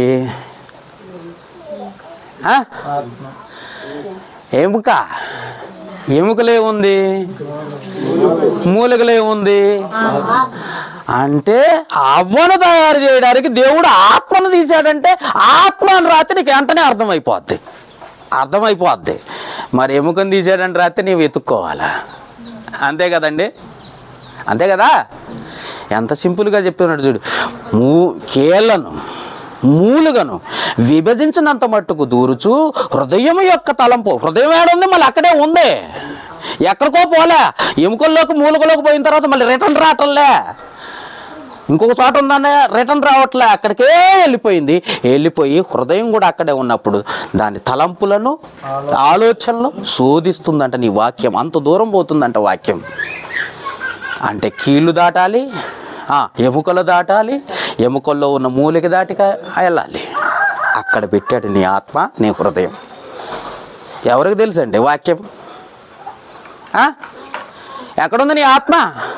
నాలో ఉందండి. నీలో ఎక్కడ ఉందండి? ఎక్కడ పెట్టాడో మనకు తెలుసుగా. తెలుసుకున్నాం కాబట్టి చెబుతాం, తెలియకపోతే ఏం చెప్తావు? అర్థమైందా? రైట్. మీకు అర్థమైతే ఇంకొన్ని రెఫరెన్స్లు మీకు చదివిస్తాను, చూద్దాం. పరిశుద్ధ గ్రంథంలో నుండి రెఫరెన్స్లో ఇప్పుడు చెప్పాను కదా, ప్రాణం అంటే రక్తం అని గుర్తుపెట్టుకోండి. రక్తం బాడీలో ఉంటుంది, తర్వాత కీళ్ళు ఉంటాయి, కీళ్ళ తర్వాత మూలిక ఉంటుంది, మూలిక తర్వాత చిన్న చిన్న కణాలు ఉంటాయట. మూలిక ఎప్పుడన్నా తిన్నారా? తింటే దాంట్లో నుండి ఒక రసాయన పదార్థం వస్తూ ఉంటుందట. ఒక నీరులాగా వస్తుంది మన భాషలో చెప్పాలంటే. వచ్చినప్పుడు దాంట్లో చిన్న చిన్న కణాలు ఉంటాయట, చిన్నవి ఉంటాయట. ఆ చిన్న కణాల్లో ఆత్మను హృదయాన్ని దాచిపెట్టాడట. బైబిల్ అంత స్పష్టంగా చెప్తుంది. ఆ చిన్న కణంలో నుండి లేదా ఆ చిన్న ద్రవ పదార్థాన్ని బైబిల్ భాషలో చెప్పాలంటే దాన్ని జెలిల్లా అంటారట.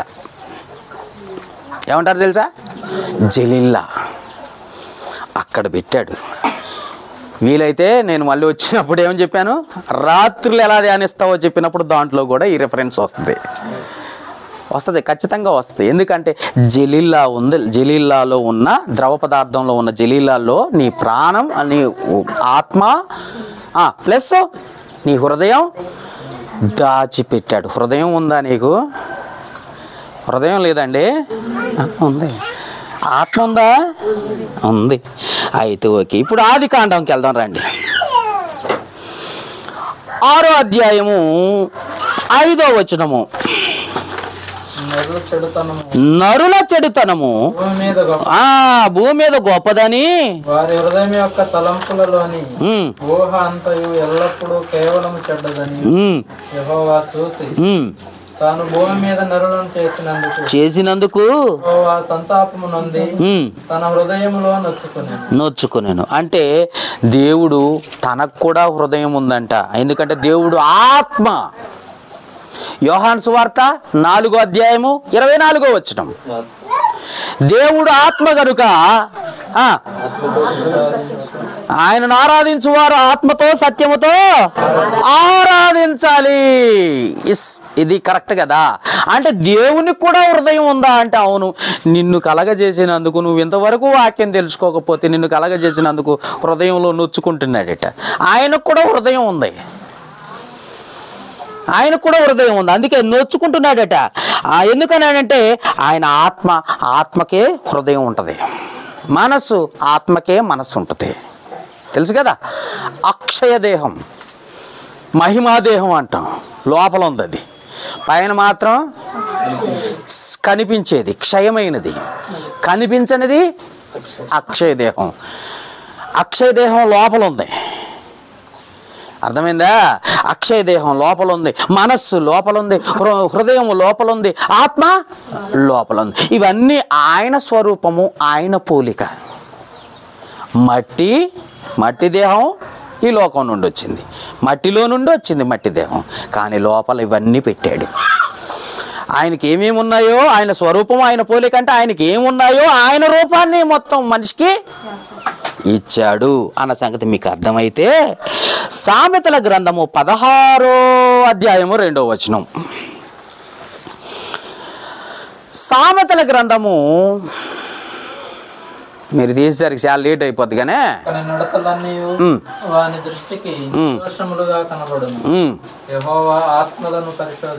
ఎక్కడున్న ఆత్మను పరిశోధిస్తాడంట? ఇప్పుడు చెప్పండి. మూలికలో ఉన్న ఆత్మను పరిశోధిస్తాడు, అది గుర్తుపెట్టుకోండి. దేవుడు ఎక్కడ పరిశోధిస్తున్నాడు? ఇది మొత్తం పరిశోధించట్లా, మూలుగలో ఉన్న ఆత్మను ఆయన జాగ్రత్తగా పరిశోధిస్తున్నాడట. ఎందుకంటే నువ్వు ఆయన ఇచ్చిన ఆత్మను నువ్వు దేవుని కొరకు, ఆయన కొరకు ఉపయోగిస్తున్నావా, లేకపోతే లోక సంబంధమైన ఆలోచనల కొరకు ఉపయోగిస్తున్నావా? దేనికోసం ఉపయోగిస్తున్నావు? రైట్. ఇంకో వచనం చెప్తాం. సామెతల గ్రంథము 21:3-2 సామెతల గ్రంథము తీయాలి, మీరు చాలా స్పీడ్గా ఉంటారని అనుకుంటున్నా. సామెతల గ్రంథము 21:2 కూడా చదవండి నాన్న. ఒకడు తన ఏర్పరచుకొనిన మార్గము ఎట్టిదైనను తన దృష్టికి అది న్యాయముగానే కనబడదు. యెహోవాయే హృదయములను పరిశీలన. అది ఇందాకేం పరిశీలిస్తాడట?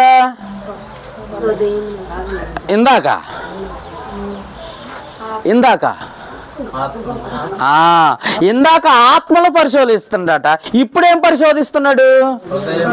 ఇప్పుడు ఈ రెండు ఎక్కడున్నాయి? అది సంగతి. ఎందుకనంటే ఆయన సృష్టించాడు, ఆయన ఇచ్చిన వాటిని జాగ్రత్తగా ఉపయోగిస్తున్నావా, లేకపోతే నీ హృదయంలో అన్ని లోక సంబంధమైనవి ఉంటాయట. హృదయంలో నుండి ఏముంటుంది? లోక సంబంధమైన ఆలోచనలు అన్నీ హృదయంలో ఉంటాయట. అందుకే వాటిని పరిశీలిస్తున్నాడు.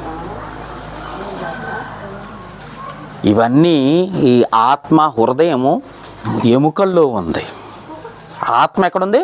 ఎముకల్లో. హృదయం ఎక్కడుంది? ఎముకల్లోనే ఉంది.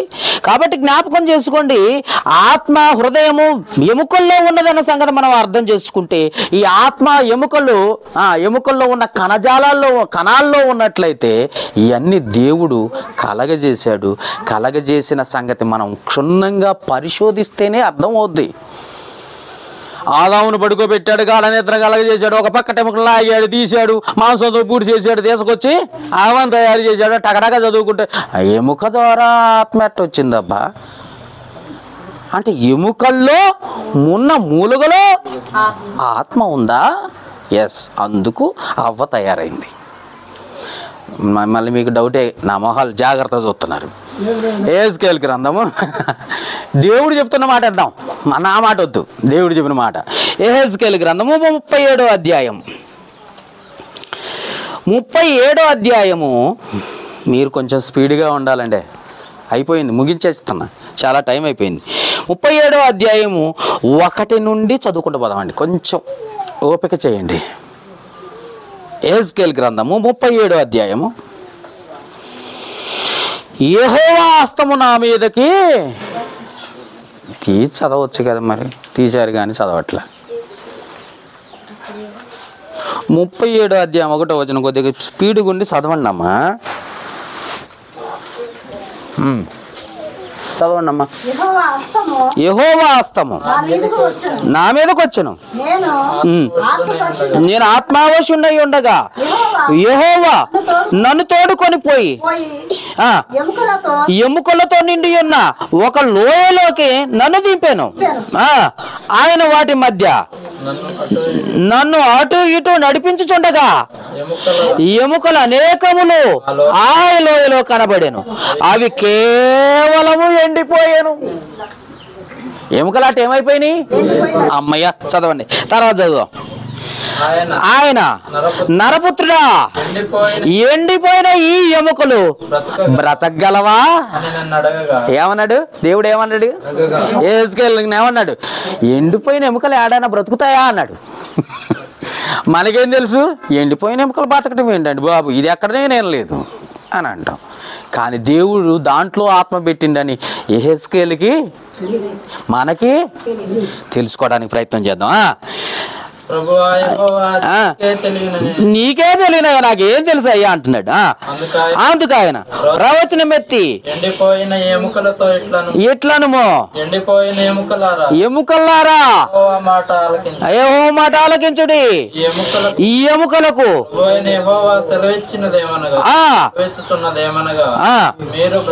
మీరు బ్రతుకున్నట్లు నేను మీలోనికి జీవాత్మను రప్పించుతున్నా, చర్మమును కప్పి మీకు నరములనిచ్చి మీ మీద మాంసమును పొదిగి చర్మము మీ మీద కప్పేదను. ఎండిపోయిన ఎముకల్లారా తిరిగి లెగండి అన్నాడట. అనగానే ఎముకల్లో ఏమున్నాయి? ఆత్మలు. వెంటనే తిరిగి జీవాత్మలు ఉన్నాయి కదా, వెంటనే ఎండిపోయిన ఎముకలే అనుకుంటాం, కానీ అందుట్లో దేవుడు పెట్టిన జీవాత్మ గురించి నీకేం తెలుసు, నాకేం తెలుసు. పాపం యెహెజ్కేలుని అడిగాడు, అయ్యా ఈ ఎముకలు బతుకుతాయా? అయ్య ప్రభువా నీకే తెలియదు, నాకేం తెలుసు అయ్యా అన్నాడట. అప్పుడు బ్రతకగలవు, ప్రవశించు అన్నాడట. యెహెజ్కేలు ప్రవశిస్తున్నాడు దేవుడు చెప్పినట్టుగా. అప్పుడు ఎండిపోయిన ఎముకలు ఒక సైన్యముగా బ్రతికినట్టుగా బైబిల్లో ఉంది. అంటే ఆత్మ ఎక్కడుంది? మన బ్రతికించే ఆత్మ ఎక్కడుంది? ఎస్. అవ్వను బ్రతికించే ఆత్మ ఎక్కడుంది? ఎస్, ఆత్మ అక్కడుంది. అందుకే ఎముకను తీశాడు దేవుడు. నీకేం తెలుసు ఎముకను తీస్తే ఆత్మ వచ్చిందని? తెలుసుకోవాలా, శోధించాలా, పరిశోధించాలా బైబిల్ గ్రంథాన్ని. ఇంత పెద్ద స్టోరీ గంట చెబితే కానీ మీకు ఆ ఎముకల్లో ఆత్మ ఉందని తెలియదు. ఆయన ఏమాడు సింపుల్గా రాజు ఆదాముకి గాఢ నిద్ర కలగజేసి ఒక ఎముకను తీసి అవన్ చేశాడు అని చెప్పాడు. అదే అనుకుంటున్నాం మనం. ఆడే ముగింపు అయిపోయింది, టెక్స్ట్ మెసేజ్ అనమాట. అలా చదువుకుంటూ పోతే ఓహో ఎముకనా అంతే. కానీ శోధించాలంటే అసలు ప్రాణాత్మలను మూలుగను విభజించినంత మట్టుకు దూరుసు దేవుని వాక్యం వెళ్తుందంటే కీళ్ళలోకి వెళ్ళిపోయింది, ఎముకల్లోకి వెళ్ళిపోయింది, ఎముకల్లో ఉన్న ఆత్మలను దగ్గరికి వెళ్ళిపోయింది, ఎముకల్లో ఉన్న హృదయం దగ్గరికి వెళ్ళిపోయింది. శోధిస్తుంది. ఏంటది? దేవుని వాక్యం.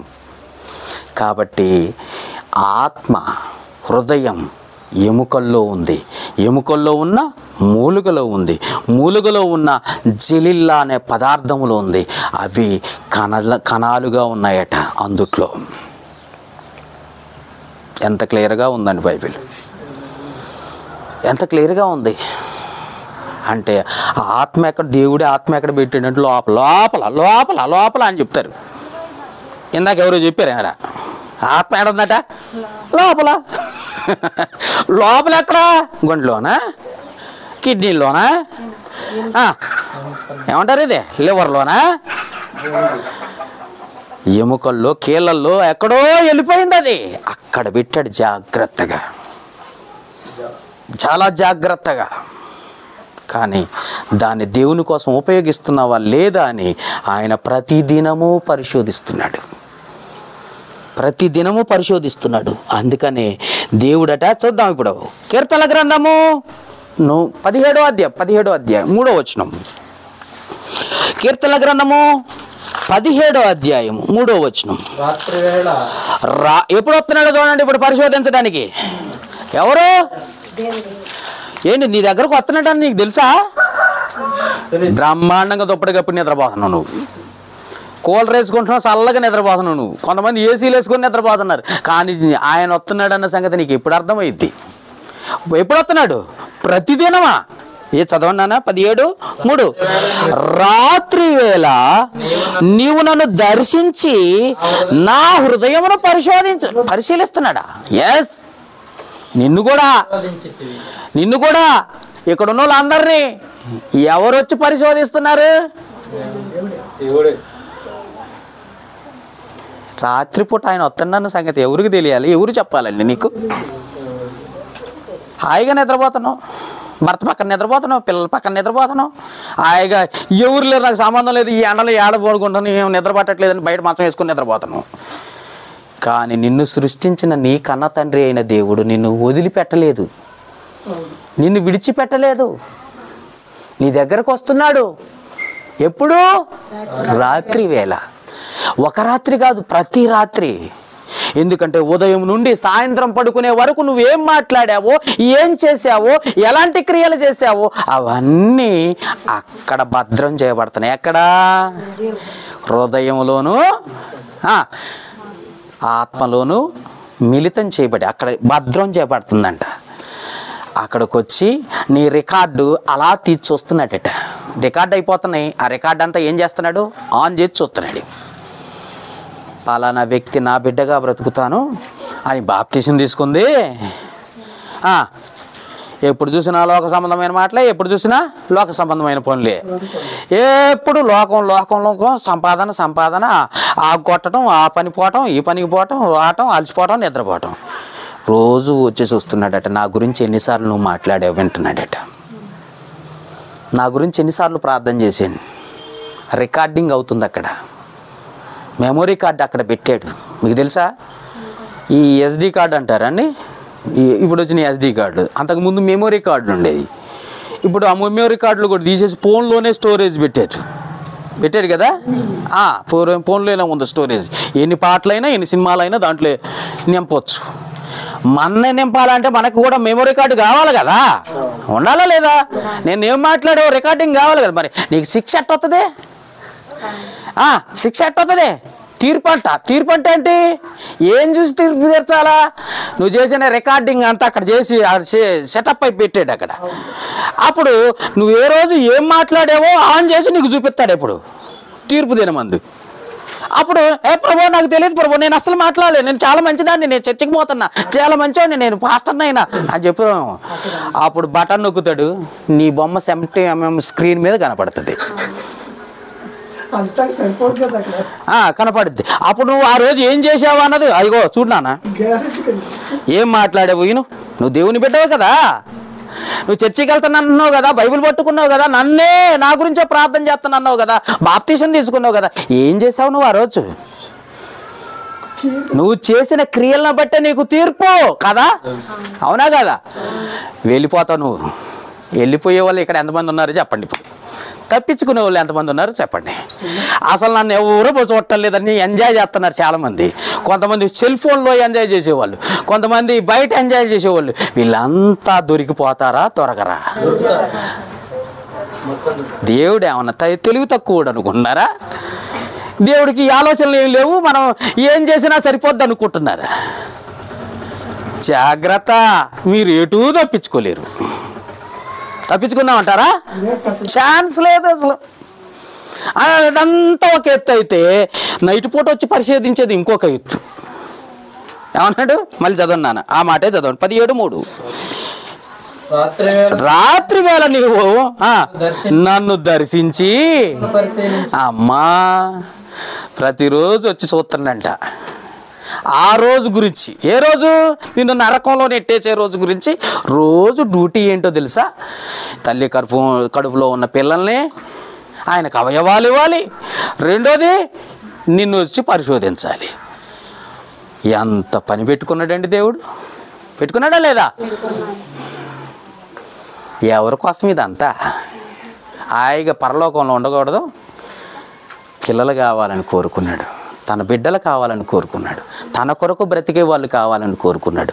నువ్వేమో ఆయన పేరు చెప్పావు, బాప్తిసం తీసుకున్నావు, చర్చి కొత్తనన్నావు. ఏ రోజైనా దేవుని కోసం ముమ్మారు ప్రార్థన చేసిన దానియేలులాగా ఉన్నావా? 3 సార్లు ప్రార్థన చేస్తున్నావు అసలు? ఒకసారి చేయటమే. అసలు తినేటప్పుడు అమ్మ దేవుడిచ్చిన ఆహారం ప్రభువా నీకు కృతజ్ఞతలయ్యా అని తినేటప్పుడైనా ఒక మాట కళ్ళు పూసుకొని ప్రార్థన చేసావా? ఇలా చేయకపోబట్టే ఇశ్రాయేలీలు అందరూ గొంతుకాడే ఆగిపోయిందంట ఆహారం. గొంతుకాడ ఆపేసి అందరినీ చంపిండంట అక్కడ. ఎంతమందినో తెలుసా? వేలల్లో. అది లేదు మనకి. అందుకే పరిశోధిస్తున్నాడట దేవుడు, పరిశోధిస్తున్నాడట. ఎక్కడ? ఎముకల్లో ఉన్న మూలుగలో ఉన్న ఆత్మ హృదయం దగ్గరకు వచ్చి పరిశోధిస్తున్నాడట. రాత్రి వేళ జాగ్రత్త. మీరు రాత్రి నిద్రపోతున్నారేమో, హాయిగా నిద్రపోతే మాత్రం ఆయన మాత్రం నిన్ను విడిచిపెట్టలే. రాత్రిపూట వస్తున్నాడు ఆయన రాత్రిపూట వస్తున్నాడు, నువ్వు పగలంతా ఆడుకోపోతున్నావు పనికి. చర్చి వదిలిపెట్టారు, పనికి పోయారు అనా? వీళ్ళు పనికి పోతే ఆయన ఊరుకుంటాడా? ఈరోజు ఎన్నిసార్లు దేవుని జ్ఞాపకం చేసుకుంటావు, ఎన్నిసార్లు దేవుని కొరకు బ్రతికావు, ఎన్నిసార్లు ప్రార్థన చేసావు, ఎన్నిసార్లు బైబిల్ చదివావు, ఎంతమందికి నువ్వు స్వార్థ ప్రకటించావు, ఎవరిని మార్చావు? ఒకనన్నా మార్చావా? చర్చికి వచ్చిన కానుండి ఒకరికన్నా బాప్తిసం ఇప్పించావా? మరి ఏమీ చేయకపోతే ఇవన్నీ రికార్డింగ్ అయి కూర్చుంటే రేపొద్దున ఆయన ఎదురుకు పోయి చేతులు కట్టుకొని నుంచున్నప్పుడు ఇక నీకు ఛాన్స్ ఎక్కడ ఉంటుంది చెప్పండి? అయ్యా కరుణామయ్యా దయామయ్యా నన్ను రక్షించయ్యా అంటూ ఊరుకుంటాడా? చేసిందంతా చేసిను చాలేమ్మ నీ చక్కదనం పో అమ్మ అంటాడు. అండా అయ్యా తెల్ల బట్టలు వేసుకున్నావు, పాస్టర్గా ఉన్నావు, నువ్వు చేయాల్సిందే నువ్వు చేయకుండా ప్రభా ప్రభా అని పిలుచు ప్రతివాడు పరలోక రాజ్యం చేరడం నీకు తెలియదా అని ఒక్క సందర్భం చదువుదాం. యెషయా గ్రంథం. ఏం జరుగుతుందో చూడండి. అక్కడ ఒక సంఘానికి చెందిన వాళ్ళు ఇల్లంతా ఏం జరిగిద్దో చూడండి. ఇప్పుడు యెషయా గ్రంథము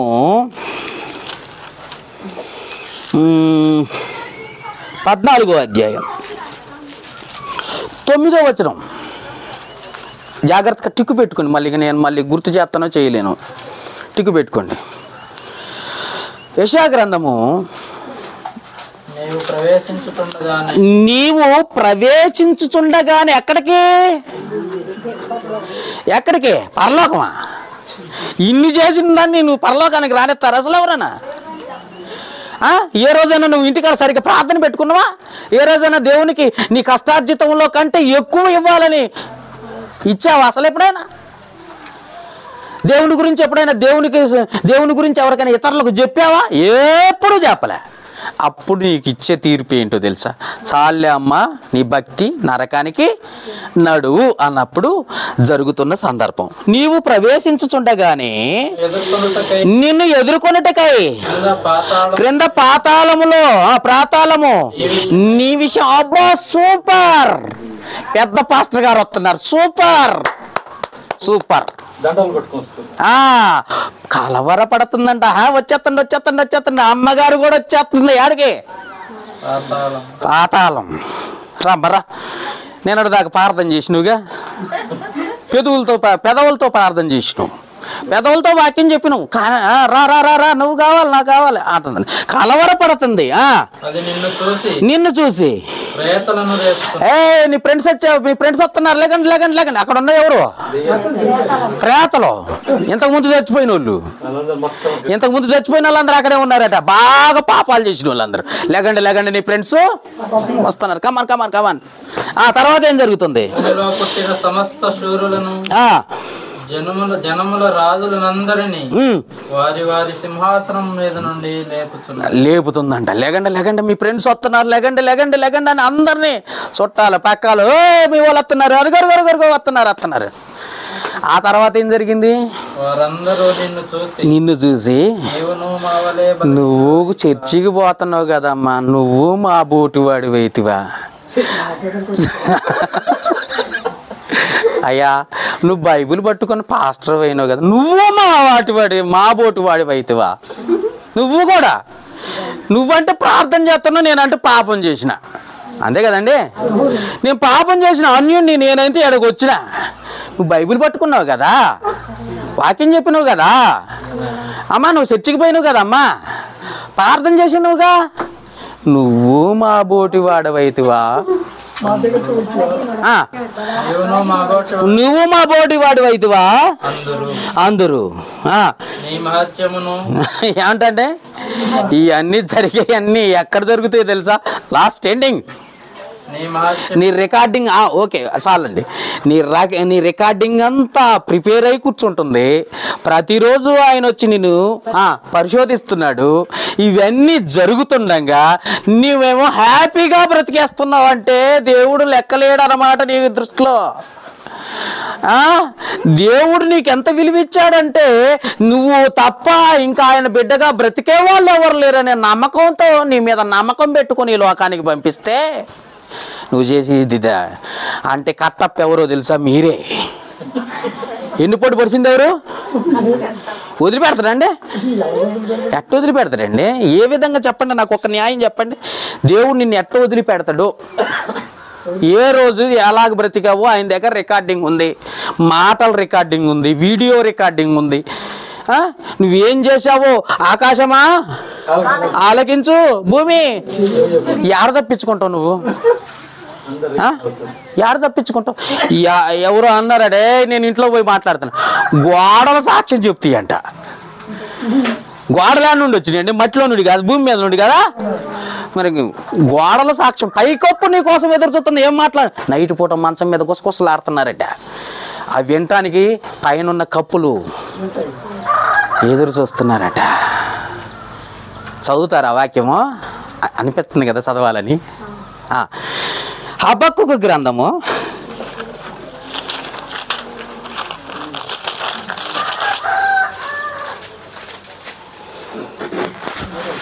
2వ అధ్యాయము 11వ వచనం చదవండి నాన్న. ఏంటది వీళ్ళు ఏం మాట్లాడుకుంటున్నారో నీ డీటెయిల్స్ అంతా ఆట చెప్తుందంట, మొరపెడుతుందంట. తర్వాత దిగ్గా వీడి సావు నా చేతి, మన చేతుల్లో లేకపోయినా దేవుడి చేతుల్లో ఉందిలే. వీళ్ళిద్దరు డిస్కషన్ చేస్తాను. ఎవరెవరు? గోడలను దోలాలు. ఇప్పుడు దీనికి దోలాలు ఉన్నాయండి. ఇక్కడ దోలాలని ఏం గురి? వెనక నేను వెనక కూర్చున్నావు కానీ నిద్రపోతున్నావు తెలుసులే, దేవుడు నీ సంగతి చూస్తాడని మాట్లాడుకుంటున్నాయంట. ఈ సంగతి నీకెప్పుడు ఎవరు చెప్పాలా? ఇవన్నీ ఎవరు అవి మాట్లాడుకుంటున్నాయి, నీకు వినపట్టడం లేదు. కానీ అవన్నీ ఎవరికి సాక్ష్యం చెప్తాయి? దేవునికి సాక్ష్యం చెప్తాయి. నువ్వు దేవుని సన్నిధికి వచ్చి నిద్రపోయేదే చెప్తాయి. అవి స్క్రీన్ మీద రికార్డింగ్ అవుతాయి. అన్నీ కూడా నీ పాలిట ఎముడులా తయారైనవి. అంతే కదండి మన భాషలో, ఎముడులా తయారైనవి. ఇంకా నువ్వు ఎట్ట తప్పించుకుంటావయ్యా? అంతకుముందు ఉన్న వాళ్ళు కూడా మా బోటివాడి వైతువా, బైబిల్ పట్టుకొని వచ్చినవుగా, చర్చికి పోతున్నావుగా. నేనంటే అసలు చర్చికే వెళ్ళను, అసలు ప్రార్థన చేయటం ఎట్ట చేయాలో నాకు తెలియదు, నేనంటూ వచ్చిన. నువ్వు చర్చి ఉంది, సంఘం ఉంది, కానీ దేవునికి నచ్చినట్టు బ్రతకాల. మరి ఏం చేయాలి? అంతే కదండి. కాబట్టి ఆదాము నుండి తీసింది ఆత్మ. ఆత్మ ఎముకల్లో ఉంది. అర్థమైందండి? ఎముకల్లో మూలుగలో ఉన్న ఆత్మల్ని, ఆత్మ హృదయం. అర్థమైందండి? ఇది క్లియరా? ఏమన్నా డౌట్లా? ఎంత క్లియర్గా చెప్పినా ఇంకా డౌట్ వచ్చిందంట నువ్వు మట్టి బుర్రే. అర్థమైందా? దేవుడు వదిలిపెట్టడన్న సంగతి ఇంకా క్లియర్గా చెప్పా. రోజు వస్తాడని చెప్పా. ఎప్పుడు వస్తాడు? రాత్రిపూట వస్తాడు. ఏమేం చూస్తాడు? ఏం పరిశీలిస్తాడు? ముందు ఆత్మల్ని, తర్వాత ఏం చేస్తాడు? హృదయాన్ని. ఇంక నువ్వు ఎడ తప్పించుకుంటావు? దూలాలు మొగరాలు మాట్లాడుకుంటున్నాయంట, గోడలో అయ్యి డిస్కషన్ చేస్తున్నాయంట. వీళ్ళు పెద్ద పొద్దున్న లేచి స్నానం చేసి నెత్తి మీద చెంగేసుకొని బైబిల్ పట్టుకొని వచ్చారు, నిద్రపోవడానికి వచ్చారు. దొరుకుతారు బిడ్డలారా, నిద్రపోండి. ఎవరు మాట్లాడుకుంటున్నాయి? వామ్మో ఇవి మాట్లాడుకుంటున్నాయి అంటే ఆ మాటలు మీకు వినపడితే మీరు బ్రతుకుతారా? చచ్చిపోతారు దెబ్బకు. అందుకే వినపడకుండా చేసిండు. ఎందుకంటే ఆ సాక్ష్యం ఎవరికి చెందాలి? దేవునికి చెందాలి. నీ గురించి చెప్పాలంటే ఆ దేవునికే చెప్పాలి. ఎదురు చూస్తున్నాయి అంటే నువ్వేం చేస్తున్నావా అని. ఇంకొక పాయింట్ చెప్పమంటారా? దేవదూతలు అటు తొంగి చూస్తున్నాయంట. వామ్మ నిజమేనండి, తొంగి చూస్తున్నాయా లేదా? పేతురు రాసిన మొదటి పత్రిక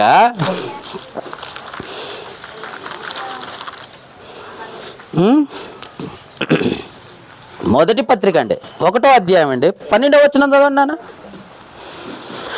పేతురు రాసిన మొదటి పత్రిక 1వ అధ్యాయము 12వ వచనం. ఇప్పుడు దేవదూతలు తొంగి చూస్తున్నాయి అంట. నువ్వు నిద్రపోతున్నావా కూర్చున్నావా అని. చదవండి. పరలోకము నుండి పంపబడిన పరిశుద్ధాత్మ వలన మీకు సువార్త ప్రకటించిన వారి ద్వారా మీకిప్పుడు తెలియబడిన ఈ సంగతుల విషయమై జాగ్రత్త. మీ అందరికీ చెప్పాను, క్షుణ్ణంగా రెఫరెన్స్లతో చెప్పాను. గోడలు మాట్లాడుతున్నాయి, దూరాలు కూడా మాట్లాడుకుంటున్నాయి. ఎవరి గురించి? నీ గురించే. కట్టప్పలు ఎవరు? మీరే. అర్థమైందా? ఇవన్నీ మాట్లాడుకుంటే భూమి ఏంటుంది, ఆకాశమా ఆలకించమా అన్నాడు. ఇప్పుడు దేవుడు ప్రతి రాత్రి వచ్చి ఏం చేస్తున్నాడు? ఆత్మలను పరిశోధిస్తున్నాడు, హృదయాలను పరిశోధిస్తున్నాడు. ఇప్పుడు జరిగే సందర్భం ఏంటంటే ఇప్పుడు చదవండి అన్నమాట. పరలోకం నుండి పంపబడిన పరిశుద్ధాత్మ వలన మీకు సువార్త ప్రకటించు వారి ద్వారా మీకిప్పుడు తెలియబడిన ఈ సంగతుల విషయమై తమ కొరకు కాదు గాని మీ కొరకే తాము పరిచర్య చేసిరని సంగతి వారికి బయలుపడబడను. అమ్మయ్యా, ఇప్పుడు ఎవరు చూస్తున్నారు? ఎవరిని చూస్తున్నారు? ఇక్కడ మీరు ఎడ తప్పించుకుంటావమ్మా? ఇప్పుడు చెప్పండి.